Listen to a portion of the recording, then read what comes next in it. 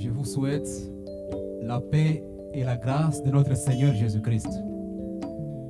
Je vous invite à célébrer ce culte dominical de ce 7 juin avec nous partout où vous êtes maintenant. Certains sont en train de nous visualiser, de nous suivre. Les autres sont en train de nous écouter. C'est un moment merveilleux que le Seigneur nous donne afin que nous puissions lui célébrer un culte ce matin.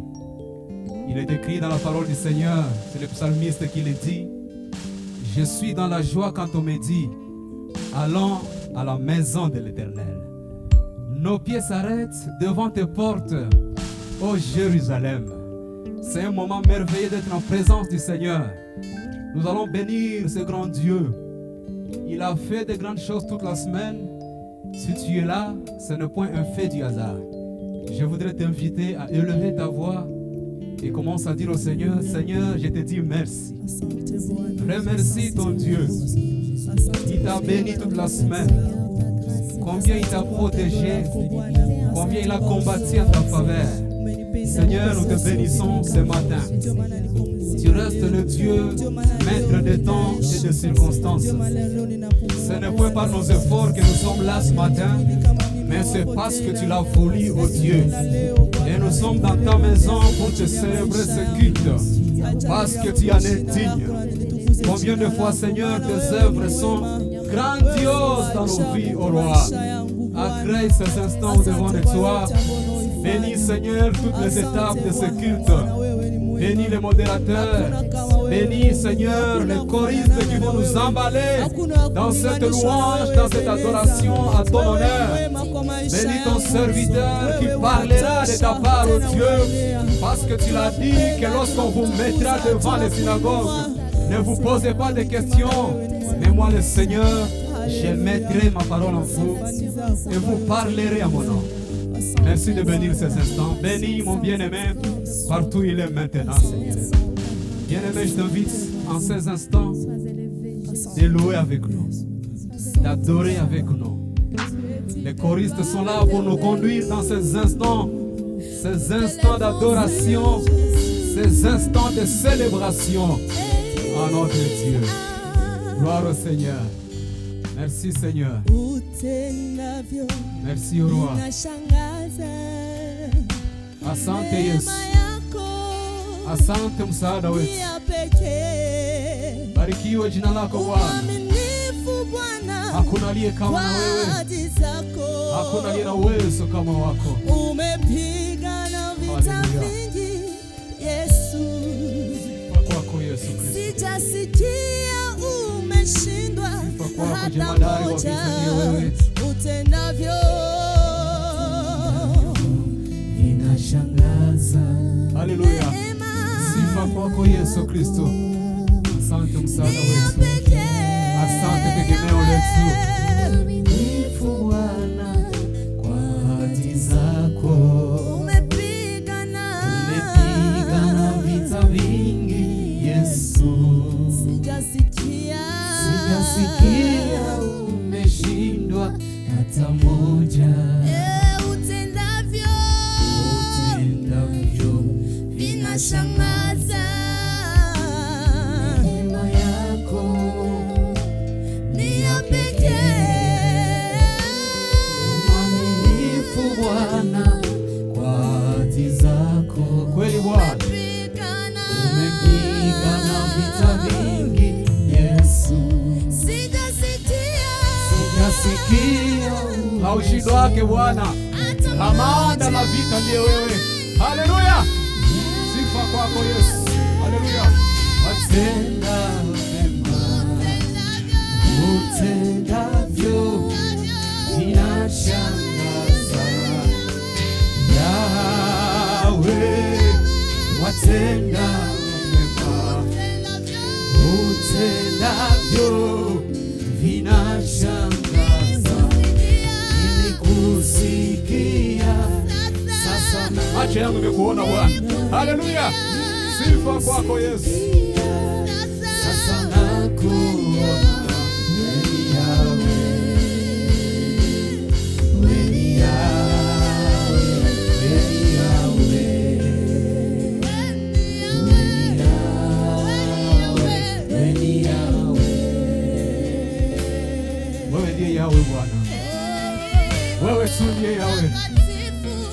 Haleluya. Sifa kwako Yesu Kristo. Asante kwa uwepo wako asubuhi wa leo. Asante kwa nguvu zako. Asante Bwana. Merci de ta présence, roi. Yahweh, watenda mema, utendavyo vinashangaza. Yahweh, watenda mema, utendavyo vinashangaza. Nilikusikia, sasa nakuona. Nilikusikia, sasa nakuona. Weni Yahweh, weni Yahweh, weni Yahweh, weni Yahweh, weni Yahweh. Élève ta voix. Élève ta voix, mon frère, ma soeur. Célèbre ton roi. Chante en son honneur. Yeye ndiye Yahweh. Asiyeshindwa ndiye yeye. Kamanda wa vita ndiye yeye. Lorsqu'il se lève pour combattre, nos ennemis tremblent. Il s'appelle El Shaddai. Il est le Dieu de toute force. Nous le célébrons ce matin. Alléluia, alléluia, alléluia. Gloire à toi, Jésus. Sois béni, Seigneur. Nos cœurs sont pleins de joie ce matin pour chanter à son honneur.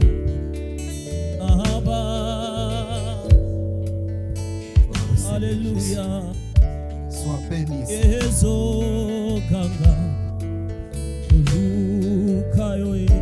Alléluia. Alléluia. Yes. Alléluia. Sifa kwako Yesu. Tenda miujiza jioni ya leo, asubuhi wa leo twaliabudu jina lako. Twainua jina lako Bwana. Haleluya. Twabariki jina lako Bwana.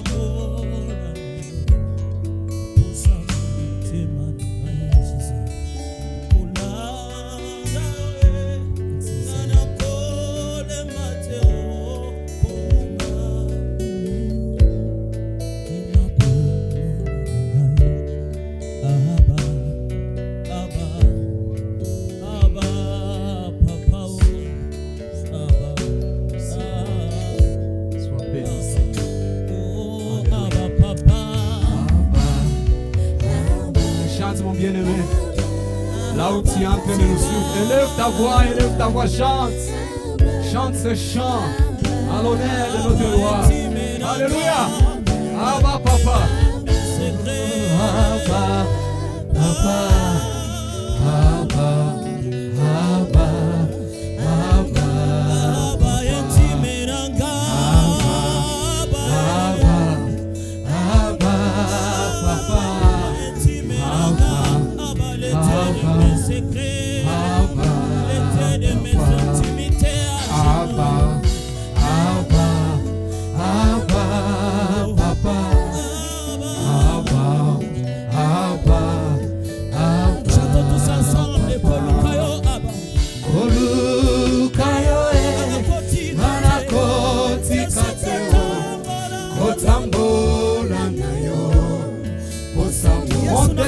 Seigneur.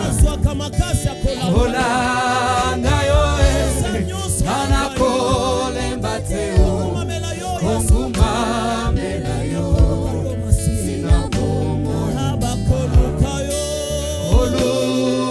yoe, anakoti kateo, otambola nayo, osamu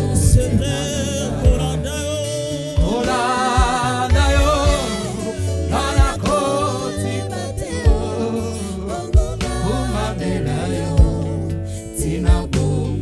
Seigneur, nous te bénissons ensemble. Oui, Seigneur, Tu es notre Dieu, le Seigneur. désir de nos cœurs, oh roi, c'est de te suivre, toi. Quels que soient les instants durs du moment, nos cœurs se répandent au devant de toi pour te lever, oh roi, pour t'adorer. Tu es digne, oh roi.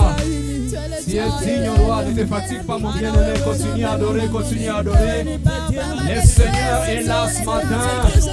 Il est là ce matin. Il est là, il te voit là où tu es. Là où tu es en ce moment, c'est la maison du Seigneur. Élève ta voix, adore ton Dieu. Adore ton Dieu.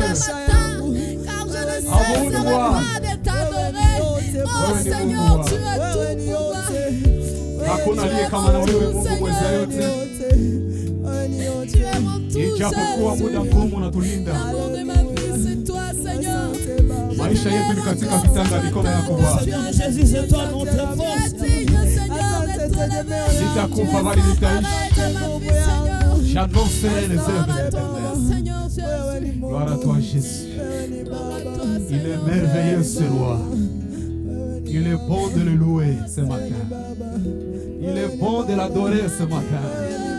Là où tu es, tu peux pousser le cri de joie. Dis Seigneur, tu es grand.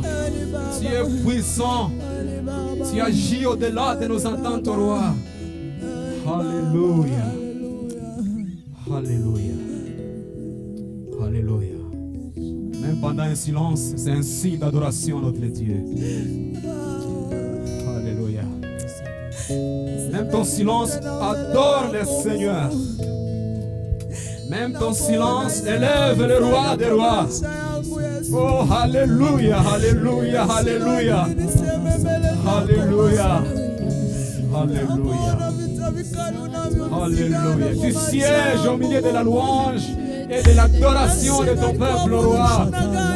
Siège, oh Dieu. Touche une vie ce matin. Visite un cœur ce matin, roi. Tu ne joues jamais, Seigneur. Alléluia. C'est pourquoi tu es grand. C'est pourquoi tu es mon aîné, Seigneur. Sois élevé, au roi. Alléluia. Gloire à toi, Jésus. Sois béni, Seigneur. Makasi nanga. Notre victoire, c'est toi. Nous ne craindrons rien, Seigneur. Alléluia. Zambi mon aîné. Alléluia, alléluia, alléluia. Quelle joie de te célébrer ce matin, Seigneur. Quelle joie de chanter à ton honneur, oh roi. Alléluia. Gloire à toi, Jésus.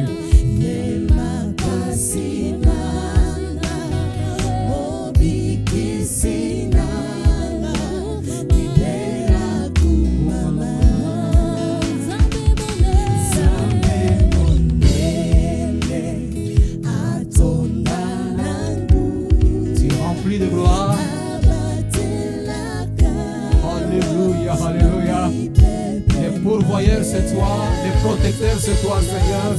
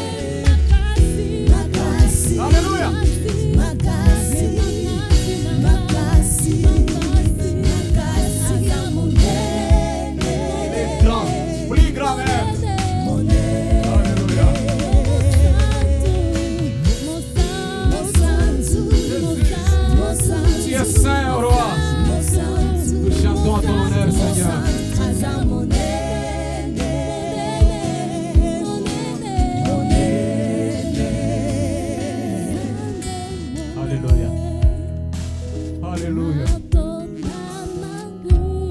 Devant ton trône de gloire, nous nous prosternons ce matin, Seigneur, pour t'adorer, pour te lever au roi, pour chanter à ton honneur, Seigneur. Alléluia.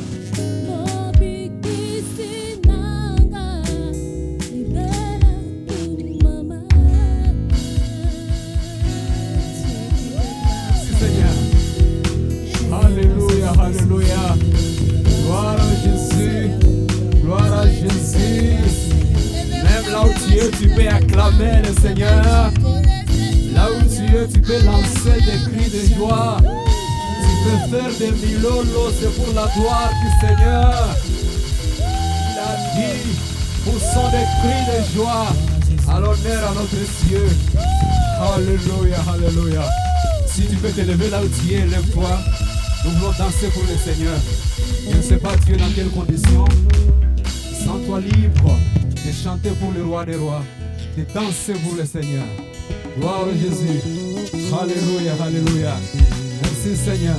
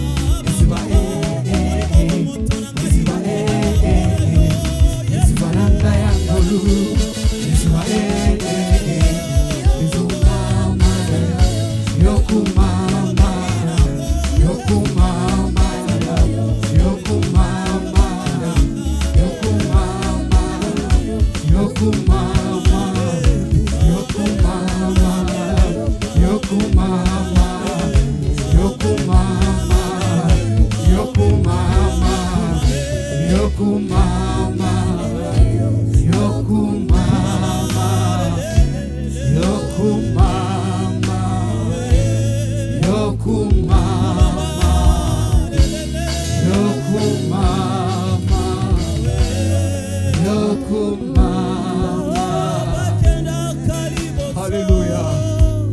Onde sekele na bango. Gloire à toi, Jésus. Onde sekele na bango.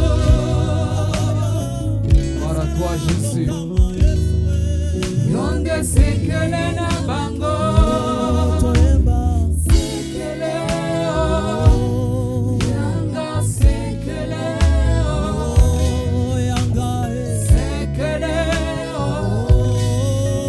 Yanga sekele o. Acclame le roi des rois. Shangilia Bwana, sifa kwa Bwana.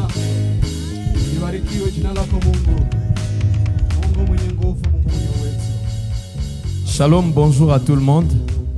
Je suis l'ancien Jean-Pierre Maonyesho de l'église 5e Selpa Mont-Golgotha, qui est d'obédience francophone. Et je suis dans la joie du Seigneur de vous recevoir en ce dimanche 7 juin pour partager la parole de Dieu. Et avant d'entrer dans la parole de Dieu, je voudrais qu'on commence par une courte prière. Seigneur, nous te bénissons et te rendons grâce. Toi qui le premier nous as fait grâce d'être ensemble ce jour à ce rendez-vous. Tu as déclaré, ô Éternel, que là où l'on parlera de ton nom, tu seras là.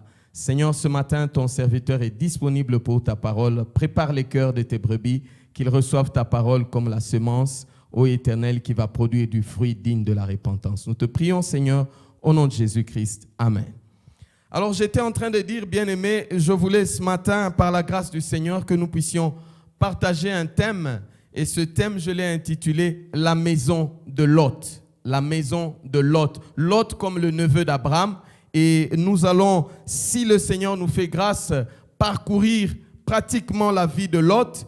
Et avec la grâce du Seigneur, nous allons voir ce que Lot est en train de nous enseigner. J'ai choisi le thème « La maison », non pas pour indiquer une maison physique, un bâtiment. D'ailleurs, à l'époque de Lot, il n'y avait pas de bâtiment. Les gens vivaient sous les tentes. Donc, ici, quand je parle de maison de Lot, je vais plutôt parler d'un ensemble de caractères qui régissaient la vie de Lot, la maison, la famille de Lot, mais aussi et surtout les décisions que Lot a eu à prendre. Alors, je nous invite à ouvrir la Bible dans Genèse chapitre 13 et à partir du verset 7, nous allons voir ce qui nous intéresse ce matin. La Bible déclare ce qui suit. Genèse 13, verset 7. Il y eut querelle entre les bergers des troupeaux d'Abraham et les bergers des troupeaux de Lot. Les Cananéens, les Phérésiens habitaient dans le pays. Abraham dit à Lot, qu'il n'y ait point, je te prie, de dispute entre toi et moi, ni entre mes bergers et tes bergers, car nous sommes frères. Tout le pays n'est-il pas devant toi? Sépare-toi donc de moi. Si tu vas à gauche, j'irai à droite. Si tu vas à droite, j'irai à gauche. Lot leva les yeux, et c'est à partir d'ici que notre étude va commencer. Lot leva les yeux et vit toute la plaine du Jourdain qui était entièrement arrosée. Avant que l'Éternel eût détruit Sodome et Gomorrhe, c'était jusqu'à Tsoar, comme un jardin de l'Éternel, comme le pays d'Égypte. Lot choisit pour lui toute la plaine du Jourdain et il s'avança vers l'Orient. C'est ainsi qu'ils se séparèrent l'un de l'autre. Abraham habita dans le pays de Canaan et Lot dans les villes de la plaine et dressa ses tentes jusque à Sodome. Et la Bible termine en disant « Les gens de Sodome étaient méchants et des grands pécheurs contre l'Éternel. » Bien-aimés, comme j'étais en train de le dire dans mon introduction, la véritable histoire d'Abraham qui nous intéresse commence à partir du moment où Dieu l'appelle et lui demande de quitter sa famille. Donc Abraham quitte sa famille, il quitte ses parents, mais Abraham ne va pas seul. Abraham s'en va avec son neveu, Lot, qui est le fils de son frère qui est décédé. Lot, c'est donc un orphelin que Abraham recueille dans sa maison et Abraham s'en va avec Lot. Mais dans leur chemin, il arrive à un moment où il y a une querelle. La Bible nous dit qu'il y avait les bergers d'Abraham, les bergers de Lot. Lot avait ses troupeaux, il avait ses serviteurs et les bergers sont en conflit. Mais Abraham, qui est sage, il laisse à Lot le choix de décider de prendre le premier choix et Abraham dit, je vais me contenter de ce que tu vas laisser. Et ce matin, nous sommes en train de voir quelles sont les motivations des décisions de Lot. C'est pourquoi notre thème est intitulé « La maison de Lot ». Lot, ce matin, nous enseigne comment il faut prendre les décisions dans la vie. Bien aimé, vous savez, dans la vie, nous prenons des décisions à tout moment. Lorsqu'un parent décide d'envoyer un enfant à l'école, ça signifie qu'il a pris en considération un certain nombre d'éléments et il estime que si j'envoie l'enfant dans telle école, il aura une bonne éducation. Lorsqu'un jeune homme prend la décision de se marier, il prend en considération beaucoup d'éléments par rapport à la fille qu'il veut épouser et enfin il décide. Et ce matin, nous sommes en train de voir comment est-ce que Lot décide de s'installer quelque part. Et la Bible nous montre premièrement au verset 10, la Bible dit, Lot regarda devant lui et il vit une plaine qui était entièrement arrosée. Oh bien-aimé, lorsque je lisais les termes forts ici, entièrement arrosée, bien que la contrée dans laquelle Abraham et Lot vivaient était une contrée désertique, mais la Bible nous montre qu'il y avait un endroit exceptionnel à cette époque-là. Cet endroit-là, c'était toute une plaine. On peut la comparer aujourd'hui à la plaine de la Ruzizi. Vous savez, la plaine de la Ruzizi, il y a deux petites villes à côté. Mais ces deux villes-là sont sur la même plaine. Il y a la ville d'Uvira et il y a la ville de Sangue qui est à côté. Mais les deux sont sur la même plaine, la plaine de Ruzizi. Et la Bible nous montre que la plaine que Lot a choisie, elle était aussi en train de renfermer deux villes. Il y avait la ville de Sodome, mais il y avait aussi la ville de Gomorrhe. Et la Bible nous dit que cette plaine-là, elle était entièrement arrosée. Mais regardez comment est-ce que la Bible décrit cette plaine-là. La Bible dit que c'était comme le jardin de l'Éternel. La Bible la compare à ce que Dieu a fait lorsqu'il était en train de créer la terre, lorsqu'il était en train de créer l'espace vital pour Adam et Ève. Et lorsque Dieu faisait ces choses-là, la Bible nous montre que les choses étaient parfaites. Il y avait une verdure extraordinaire. Quand vous regardez, vous vous dites, en tout cas, ça devrait faire plaisir d'habiter dans ce lieu. Mais aussi, la Bible nous montre aussi que lorsque Dieu a créé le jardin d'Éden, tout était beau. C'était agréable à voir. Et les fruits, ils étaient même bons à manger. Rien qu'à les voir, on pouvait envier. Donc Lot, quand il a regardé la plaine, il a désiré cette plaine-là. Mais la problématique que nous allons étudier ce matin, c'est il ne suffit pas de désirer simplement avec ce que les yeux voient, mais il faut voir ce que le cœur dit et il faut surtout, et le plus important, écouter ce que la voix de Dieu dit. La deuxième caractéristique de cette plaine, la Bible dit... la plaine, elle était non seulement comme le jardin de l'Éternel, mais elle était comme le pays d'Égypte. À cette époque-là, bien aimé, l'Égypte, c'était le pays le plus riche de la terre. C'était le pays le plus florissant. Si vous voulez comparer quelque chose, il fallait comparer par rapport à ce que l'Égypte était. Et donc, quand on regardait cette portion de terre qui était la plaine du Jourdain, on avait l'impression d'être en Égypte. Souvenez-vous qu'au chapitre 12, le chapitre précédent qui nous intéresse, la Bible montre que quand il y avait eu famine, Abraham avait fui et il était allé se réfugier en Égypte. Et d'Égypte, il était revenu fort riche. Donc en Égypte, il y avait des richesses. Et donc l'autre, quand il regardait cette ville, il voyait la prospérité. Il voyait comment est-ce que son troupeau va s'agrandir, comment est-ce que lui sera un grand homme de bétail, comment est-ce que son nom va devenir grand. Et la Bible termine en disant, Abraham, lui, avait laissé Lot choisir, mais Abraham a décidé de rester à Canaan. Bien aimé, ce matin, nous allons aussi parler de Canaan parce que Canaan que Abraham a choisi à cette époque-là ne ressemblait à rien d'intéressant. C'était une terre désertique.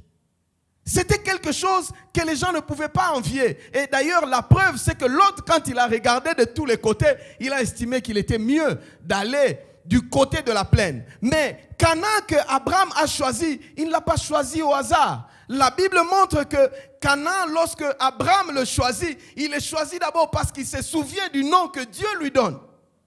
Dieu lui dit, je te donnerai une terre, quitte tes parents, je te montrerai quelque part. Lorsque je te donnerai cette terre-là, je te bénirai toi, je bénirai ta postérité et je bénirai la terre en fait. En fait, Abraham s'est attaché à ce que Dieu lui commande. Et bien aimé, ce matin, j'aimerais que quelqu'un puisse comprendre que dans la vie, il y a plusieurs choses qui se présentent à nous rapidement, de façon très beau, de façon très intéressante. Mais est-ce que nous prenons le temps d'analyser ce qu'il y a à l'intérieur? Est-ce que nous prenons le temps de regarder tous les contours de ce qui nous entoure? La Bible dit ceci: pendant que Abraham alla à Canaan, Lot lui habita dans les villes de la plaine et il dressa sa tente jusqu'à Sodome. Alors, ce matin, j'aimerais que nous puissions voir qu'est-ce que Lot fait exactement lorsqu'il décide de s'installer à Sodome et à Gomorrhe. Bien-aimés, quand on dit une terre est entièrement arrosée, ça signifie que dans cette terre-là, on n'a pas la crainte. On n'a pas la crainte pour son bétail. Vous savez, tout éleveur, il se demande toujours si j'ai le bétail ici, je vais le nourrir comment? Et la préoccupation de Lot, qui était d'ailleurs le soubassement du conflit entre Lot et Abraham, c'était devenu la rareté des terres qui devaient nourrir le bétail. Et Lot, lui, s'est dit non, si je vais là-bas, en tout cas, j'aurai tout pour mon bétail. La problématique de Lot, c'est que lorsque Lot prend la décision d'aller dans la plaine, il ne considère que son bétail. Alors que notre Dieu, il n'est pas d'abord intéressé par le bétail ni par les biens matériels. Notre Dieu, il est d'abord intéressé par la personne, par l'âme de la personne. Alors que Lot choisit d'aller s'installer quelque part parce qu'il pense que son bétail va avancer, Abraham lui choisit de rester à Canaan parce qu'il sait que Dieu m'a dit de rester à Canaan.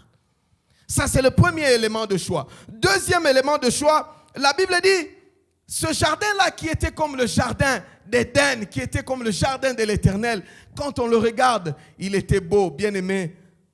Disons-nous la vérité, nous tous, nous aimons les choses belles. Il n'y a personne qui aime habiter là où ce n'est pas joli.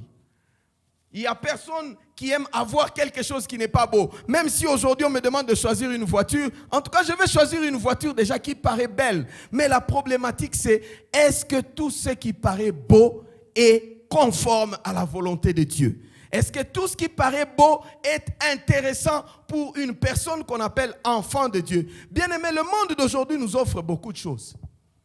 Le monde d'aujourd'hui nous propose beaucoup de choses. Parfois, si on te dit, va habiter dans telle contrée, tu es content peut-être parce que c'est l'Europe. Mais il y a un ami qui me disait, il y a des années de cela, la première fois qu'il est arrivé à Londres, il est entré dans les stations de métro. Vous savez, les stations de métro, c'est des souterrains. Et pendant qu'il cherchait la ligne de métro qu'il devait prendre, il a trouvé un homme et une femme en train de forniquer là, en plein jour. Alors il était indigné parce que pour lui c'était quelque chose d'incroyable. Mais la personne qui le guidait lui disait, mais ici c'est normal. Alors bien aimé, faisons attention à tout ce qui est beau. J'aimerais dire à quelqu'un aujourd'hui, désormais quand tu te retrouves devant quelque chose qui est beau, prends le temps de prier. Prends le temps d'analyser la beauté de cette chose. Est-ce que c'est une beauté apparente? Est-ce que c'est une beauté temporaire? Ou c'est une beauté qui te permettra de rester réellement à côté de l'Éternel? La Bible nous montre encore que lorsque Lot a choisi de rester là-bas, il a essayé de comparer la prospérité qui existait avec le pays d'Égypte. Bien aimé, nous voulons tous prospérer.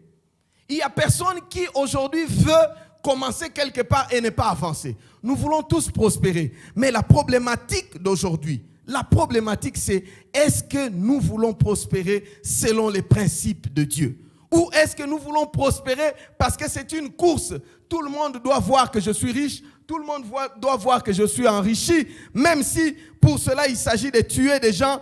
L'essentiel pour moi c'est d'être riche. Bien aimé, la parole de Dieu est en train de nous montrer au contraire que la décision que Lot a prise était basée sur ce qu'il a vu de loin.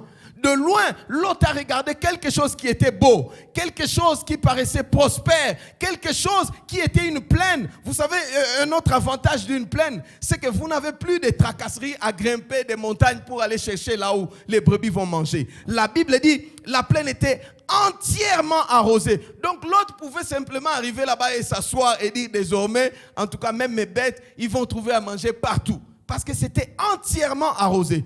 Tandis qu'Abraham qui est resté à Canaan, de temps en temps, il devait faire des efforts pour aller là où il y a la verdure, afin que le troupeau puisse avoir quelque chose à manger. Donc nous voyons que Lot choisit de rester dans la plaine, mais Lot oublie une chose. La plaine a un nom. Et souvent, nous oublions le nom. Et la plaine, cette plaine-là, elle s'appelle Sodome. Elle s'appelle Gomorrhe. Bien-aimé, ma pensée ce matin, c'est de dire à quelqu'un, avant d'embrasser quelque chose, cherche aussi l'historique de la chose. Ah, il y a des choses anormales qui se font parfois sous nos yeux. Surtout quand vous arrivez dans des grandes villes comme Kinshasa. Il y a des anomalies, quand vous les observez, on vous dit seulement, frère, où est Kinshasa? La réputation de quelque chose, bien-aimé, peut pousser à un chrétien de se dire, Seigneur, bien que cette chose soit belle, mais à cause de ce qui entoure le nom de cette chose, je souhaite rester à tes côtés. Bien-aimé, ce qui m'intéresse ce matin, et là où j'aimerais vraiment chuter ce matin, c'est de voir le verset 13. Le verset 13 est en train de dire, les gens de Sodome étaient méchants.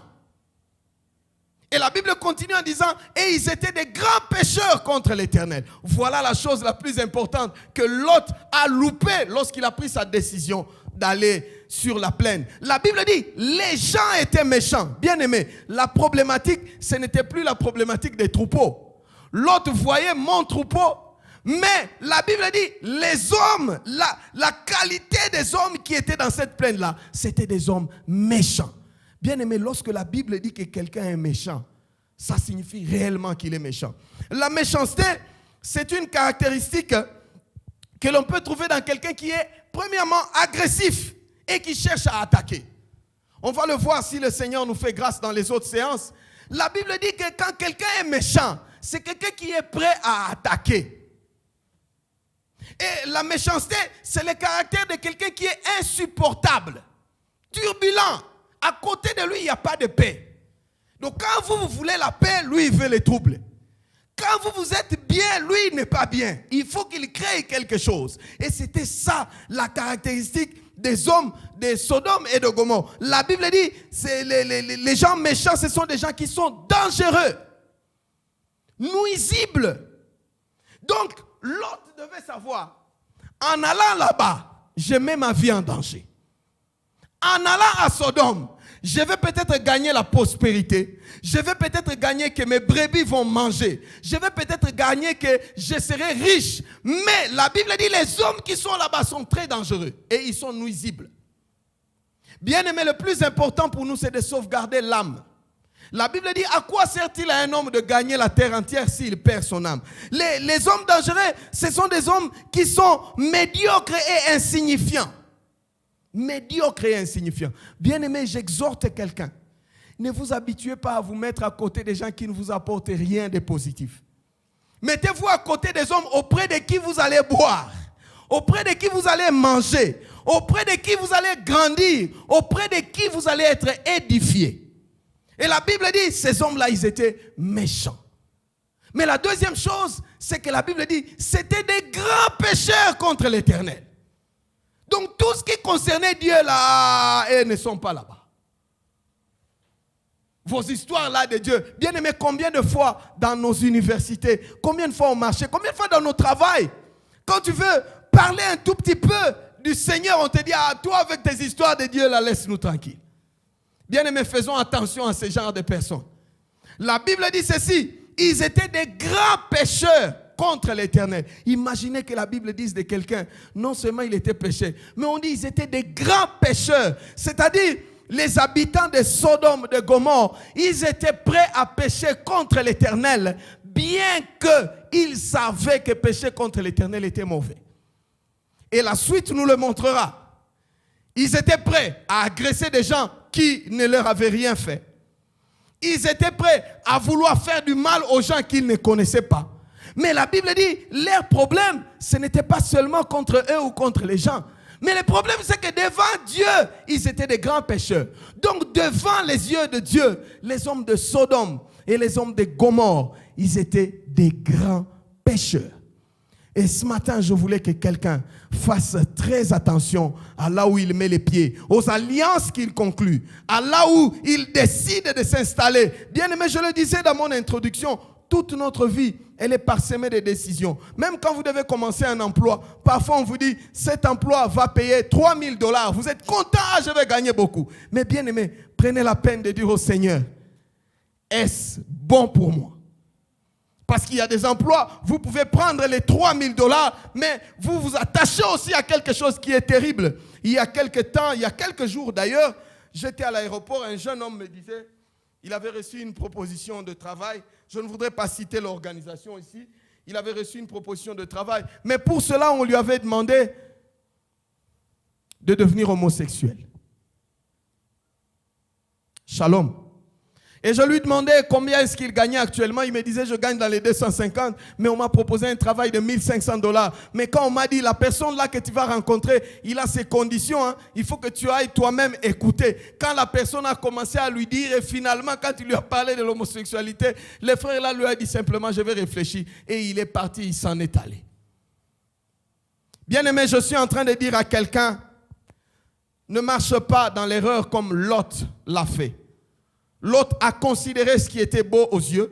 L'autre a considéré ce qui devait faire la prospérité. L'autre a considéré ce qui devait lui permettre, lui, de se reposer au lieu de faire des efforts pour nourrir son troupeau. Mais Abraham, nous voyons qu'Abraham choisit de s'attacher à ce que Dieu lui donne. La Bible dit, Dieu dit à Abraham, je te donnerai une terre, je bénirai cette terre. À cause de toi, ceux qui seront bénis, ce seront les gens qui te béniront. Et ceux qui seront maudits, ce seront les gens qui te maudiront. Abraham s'attache à la volonté de Dieu.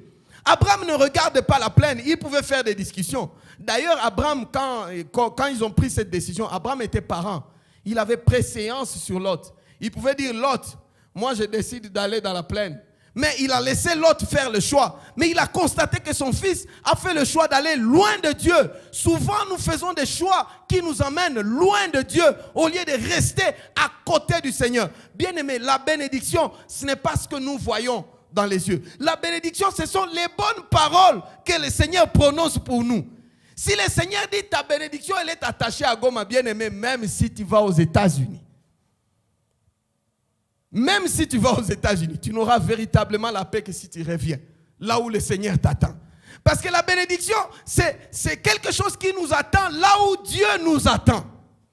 D'ailleurs, le monde d'aujourd'hui tel qu'il est en train de fonctionner avec Corona, on voit beaucoup de gens vouloir rentrer là où ils pensaient que ce n'était pas leur terrain de bénédiction. Bien aimé, je ne suis pas en train de vous dire de ne pas voyager, non. Mais je suis en train de dire à quelqu'un, quand tu prends la décision, ne le fais pas à la manière de la maison de Lot, mais fais-le à la manière de la maison d'Abraham. Abraham s'attache aux paroles de Dieu. Abraham s'attache à ce que Dieu a dit. Et c'est ça que nous appelons la foi. Avant que Abraham ne voie un Canaan prospère.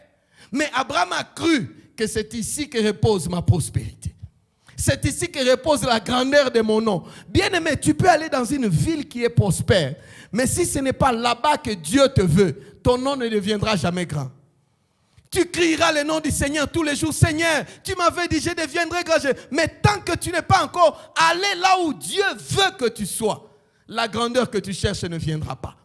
L'autre est allé dans un terrain compliqué, dans un terrain difficile. Et dans les séances qui vont suivre, nous allons voir comment est-ce qu'à un moment, l'autre a même regretté d'être allé dans Sodome et dans Gomorrhe. Ce matin, bien-aimé, j'étais en train de le dire à quelqu'un, je suis en train de vous pousser à prendre vos décisions en connaissance de la parole et de la volonté de Dieu. Bien-aimé, est-ce que les gens, quand ils prennent leurs décisions, ils prennent le temps de méditer, de mûrir la décision? Est-ce que quand les gens prennent la décision, ils prennent le temps de se mettre à côté et de prier le Seigneur, de demander, Seigneur, montre-moi ta volonté. Peut-être il y a des gens qui vont dire, bon, moi Dieu ne me parle pas, il ne m'a jamais parlé directement. La Bible dit, le Seigneur parle tantôt d'une manière, tantôt d'une autre. C'est nous les hommes qui ne faisons pas attention à ce que Dieu dit. Le Seigneur peut parler par des signes. Combien de personnes aujourd'hui me disent, ah, vraiment il y avait des signes que Dieu avait montré ça et ça, mais nous on n'avait pas fait attention à cela. Le Seigneur bien-aimé, c'est quelqu'un dans sa parole, il dit, je connais les plans, les projets que j'ai formés pour vous, les projets de bonheur et non de malheur. Bien-aimé, j'aimerais terminer ce matin en invitant quelqu'un à ouvrir Psaume chapitre 1er. La Bible dit ceci dans Psaume chapitre 1er, heureux l'homme qui ne marche pas selon le conseil des méchants. Écoutez comment les psaumes commencent.